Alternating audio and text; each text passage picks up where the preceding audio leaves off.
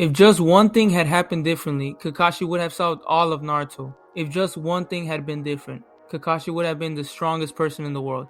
Today we're going to talk about just how strong Kakashi would have been if Obito had given him his right eye.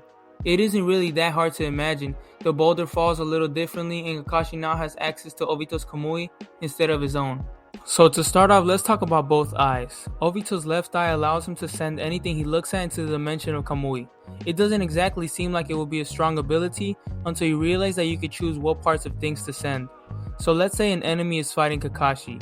He can easily warp away their head, killing them instantly. This is pretty much what Kakashi tried to do with Deidara at the start of Shippuden.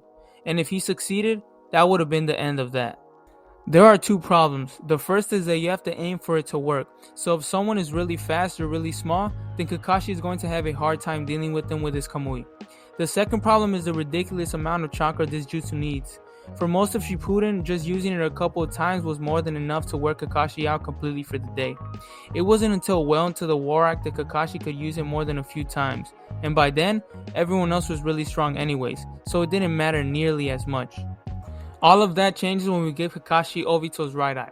Let's just briefly run down what this version of Kamui could do. Using this eye, Obito could safely send his body into the world of Kamui, using it to move through the normal world.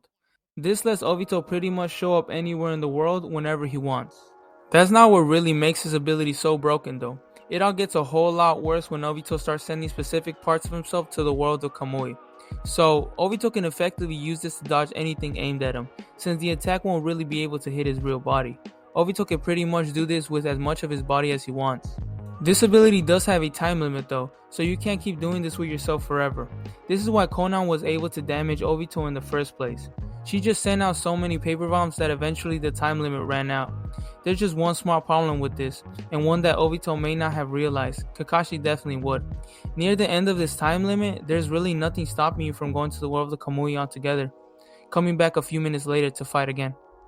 Obito might be broken, but you know who's more broken? Boruto. So make sure to watch that after this video, or go right now. I can't stop you, or can I? The Konan Obito fight was one-sided enough, but it would have been worse if Obito showed up again, not having to use Izanagi at all. Kamui is the single strongest defensive jutsu out there, and there really is no question about it. I mean, think about it. What could Obito really do besides Kamui? Nothing that everyone else could just do better. By having Kamui, Minato himself said that Obito might be a bigger threat than the Nine Tails. The Nine Tails! Nine Tails! Besides being a crazy strong defensive ability, Kamui is also one of the strongest offensive tools out there. You see, using Kamui, you don't need to use it on your own body. You can use it on people very close to yourself. So you can suck up someone and send them to the Kamui dimension. They can't exactly get out of there without you. So sooner or later, they're just going to starve and die without you having to do anything at all. And yes, there's no known way to get out of the Kamui unless you have space-time ninjutsu on the level of adult Sasuke or Kaguya. Even Minato wouldn't have been able to get out, which is why Obito was bothering to suck him in. Fancy tricks like reverse summoning wouldn't work either, so Obito trapping you in Kamui would just be the end of the fight. Now imagine Kakashi having all of these powers. Who can really stand up to him now, besides literal six-pass characters? There probably isn't anyone. Even six-pass characters like Sage of Six-Pass Madara wouldn't have a great time, because they won't be able to hit Kakashi. Kamui is the single most broken jutsu in the entire show. Kamui is so broken that when Obito became the Ten-Tails Jinchuriki, he couldn't use Kamui anymore, because that would just be too ridiculous. Honestly, you could even argue that Obito got nerfed after taking in the Ten-Tails. That's how crazy Kamui is. Giving this ability to Kakashi, who by all accounts has always been more talented than Obito, just makes an even stronger and deadlier version of Kakashi. Would Kakashi be the strongest character ever? I don't know. Let me know down in the comments below, but characters like adult Sasuke or Naruto would still edge him out. But that's about it.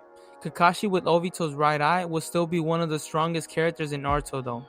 That's it for the video. Thanks for sticking around all the way to the end. If you want to see more videos like this or a cool AMV edit, click on this video popping up on your screen right now. I'll see you there. Peace.